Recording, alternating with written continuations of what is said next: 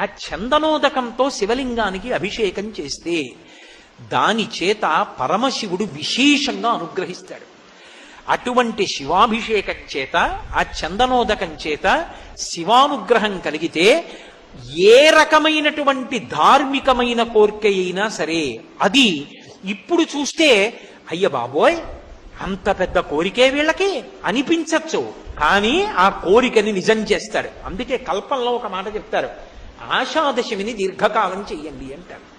జ్ఞాపకం పెట్టుకొని వరలక్ష్మీ వ్రతం ప్రతి సంవత్సరం ఎలా చేస్తారో ఆషాదశమి నాడు పురుషుడు శివాలయంలో చందనోదకంతో అభిషేకం చెయ్యాలి.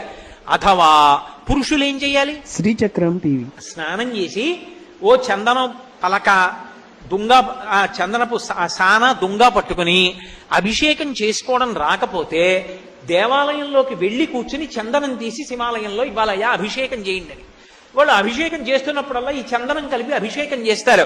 నువ్వు చందనాన్ని శివాలయంలో ఇచ్చావనుకో, అక్కడ ఆలయంలో జరిగిన ప్రతిష్టని బట్టి ద్విగుణీకృత ఫలితం వస్తుంది. ఇంట్లో చేసుకుంటే ఒక ఎత్తు, దేవాలయంలో చేశాననుకోండి అది మనుష్య ప్రతిష్ట అయితే